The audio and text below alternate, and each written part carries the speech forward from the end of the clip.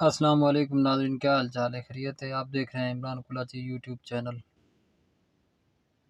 آج پچھلے 2 سے 3 دن کے اندر جتنا طوفان بدتمیزی سوشل میڈیا پہ چل رہا ہے پاک فوج کے خلاف، خاص طور پہ ارشد شریف علیہ معاملے پہ، اللہ تعالیٰ اس مرحوم کو جنت الفردوس میں اعلیٰ مقام عطا فرمائے، اس کی جان جانے پہ پورا ملک سوگوار ہے۔ اور خاص طور پہ ایک جماعت جس کا سیاسی فائدے لے رہی ہے، جس کے اوپر غلط ٹویٹ کر رہی ہے، کبھی کسی ایجنسی کو انوالو کرتے ہیں، کبھی کسی بندے کو انوالو کرتے ہیں، کبھی یہ کہتے ہیں کہ اسے کس نے نکلوایا، کیوں تھریٹ کیے گئے تھے، کیا تھا کیا نہیں تھا۔ میں کچھ چند سوال رکھنا چاہتا ہوں اس بات پہ، کیا یہ اس قسم کو یہ ٹرینڈ چلانا پاک فوج کے خلاف، کیا یہ آپ کے فائدے میں جائیں گے؟ ملک کو تو نقصان میں جا رہے ہیں۔ جس ملک کی ایجنسی کو یا فوج کو آپ بدنام کریں گے، کیا آپ کے خیال میں کیا آپ کی شان میں اضافہ ہوگا؟ آپ یہی سمجھتے ہیں، مگر اضافہ نہیں ہوگا، ملک کو کمزور کر رہے ہیں آپ۔ کم سے کم بندہ سوچ سمجھ کے بات کرتا ہے کہ کس کا نام لے رہا ہوں میں۔ اب بس ایجنسیوں کو یا صرف فوج کو یہی کام رہ گیا ہے کہ وہ بندے مارتی ہیں، ان کے پاس اور کوئی کام نہیں ہے۔ تم لوگ تو اتنے ناکارہ ہو، تمہارے پاس اور کام ہی کوئی نہیں ہے، صرف تم نے یہی کرنا ہے کہ الزامات دینے ہیں بغیر کسی ثبوت کے، کسی جلسے میں کھڑے ہو کے کہہ دینا ہے کہ مجھے تو پہلے سے پتہ تھا کہ اس کو تھریٹ کہاں کہاں سے آ رہے ہیں۔ اب بن گیا ہے سپریم کورٹ کا جوڈیشل کمیشن، اس پہ آ کے اپنے بیان ریکارڈ کرانا اور بتا دینا کہ کس کس نے اس کو تھریٹ کیا تھا۔ تو یہ کوئی طریقہ اچھا تک نہیں ہے کہ جس طرح آپ ہر وقت ایک ہی بات پہ لگے رہیں۔ جب آپ کو وہی پاک فوج اقتدار میں آپ کو ہر قسم کی معاونت کرتی رہی ہے، تو آپ تعریفوں کے پل باندھتے تھے اس کے حق میں۔ جب 4 سال آپ کو چلانے کے باوجود ہر چیز آپ کو مینج کر کے دی گئی تھی، پھر بھی آپ سے کچھ نہیں بنا، ملک دن پہ دن نیچے جا رہا تھا، ادارہ ہر قسم کی بدنامی سے تنگ آ چکا تھا۔ انہوں نے ایک ہی فیصلہ کیا کہ اب نیوٹرل ہو جائے گا، تو آپ نے انہیں غدار کہنا شروع کر دیا، میر جعفر کہنا شروع کر دیے۔ جب انہوں نے اپنا کندھا آپ کو دیے رکھا تو وہ بہت اچھے تھے، تعریف بھی تھی، آپ نام لے لے کے تعریفیں کرتے تھے، اتنی کہ جیسے کوئی کسی پرسنل دوست رشتہ دار کی تعریف کرتا ہے۔ جب انہوں نے ایک نیوٹرل ہونے کا فیصلہ کر لیا ہے تو آپ نے انہیں جو ہے نا گالیاں دینا شروع کر دی ہیں۔ کس مٹی کے بنے ہوئے ہیں آپ؟ نہ آپ کے اندر اتنی اللہ تعالیٰ نے عقل ڈالی ہے، بس آپ ہر زبان جلسے والی استعمال کرنا شروع کر دیتے ہیں۔ آپس میں تنقید کرنے کے لیے باقی سیاستدان کو کم ہے، آپ ان کو تنقید کرتے، ان کے ساتھ بات چیت کرتے۔ جو بھی سیاستدان اقتدار سے ہٹتا ہے وہ پاک فوج کو بدنام کرنا شروع کر دیتا ہے۔ کیا آپ کا آسان ہدف صرف پاک فوج رہ گئی ہے، اس کے علاوہ اور کوئی نہیں ہے؟ اگر وہ آپ کی ناکامیاں آ کر بتا دیں تو پھر آپ کہتے ہیں کہ ان کو تو یہ کرنا ہی نہیں چاہیے، یہ تو حکومت کا کام ہے۔ کچھ دیر پہلے میں دیکھ رہا تھا، ایک پارٹی کے رہنما ہیں، وہ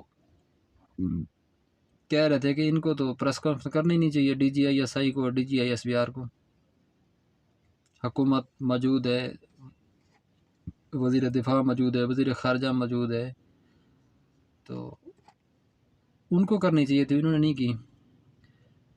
آپ کے کہنے کا مطلب یہ ہے کہ ہم جس طرح بھی ان کو بدنام کرتے رہیں وہ خاموشیوں سے سنتے رہیں، ہمیں جواب کوئی نہ دے۔ کیوں؟ کوئی آسمان سے اترے ہوئے ہو تم لوگ؟ تمہارے اندر کوئی شرم نام کی چیز ہی نہیں ہے؟ اگر تمہیں وہ سچائی کا آئینہ اگر دکھا دیں تو وہ غلط ہیں، وہ کر ہی نہیں سکتے۔ کیوں نہیں کر سکتے پریس کانفرنس بھائی؟ کیوں نہیں دے سکتے جواب تمہیں؟ اس سے پہلے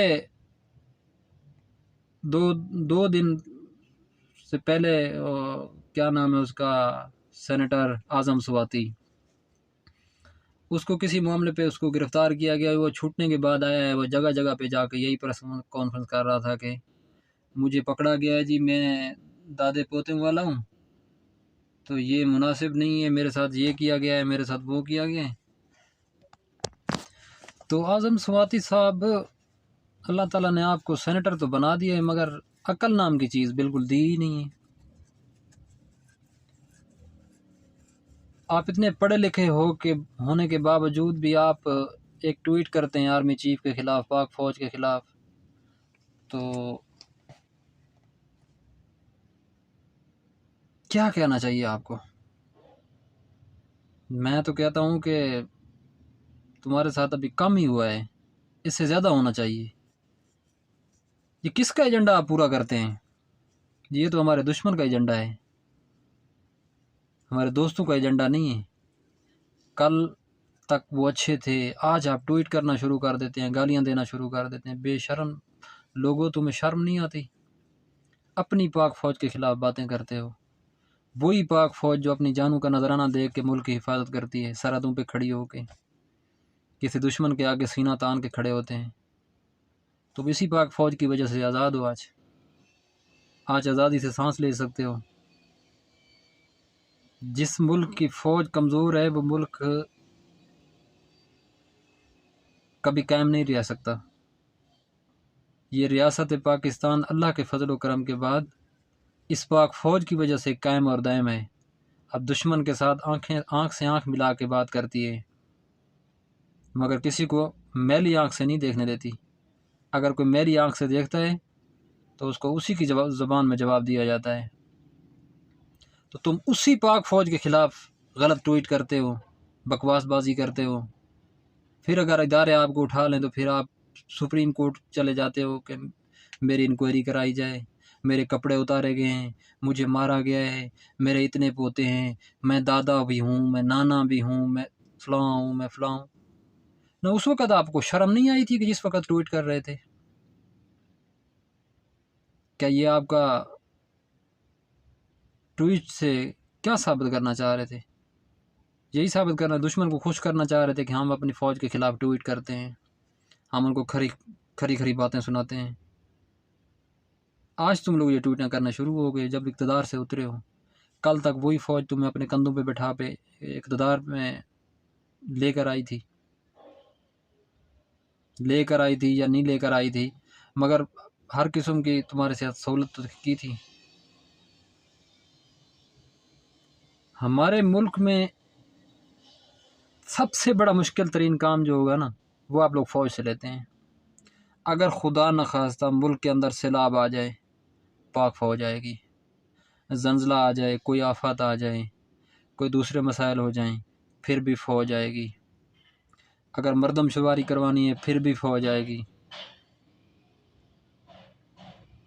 تو اس کے بعد آپ گالیاں دینا شروع کر دیتے ہیں پاک فوج کو.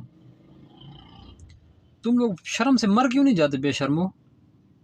کم سے کم اتنی شرم تو ہونی چاہیے. اپنے پاک فوج کے خلاف، اپنے ادارے کے خلاف بات کرتے ہو جب تم لوگ، وہ بھی اس صورت میں جب اقتدار سے نکالے جاتے ہو تم لوگ. مجھے ایک بات بتائیں، جس باپ کا بیٹا ناکارہ ہو، کچھ نہ کرتا ہو، کیا اسے باپ اپنے گھر میں رہنے دے گا؟ اسے بھی گھر میں نہیں رہنے دے گا.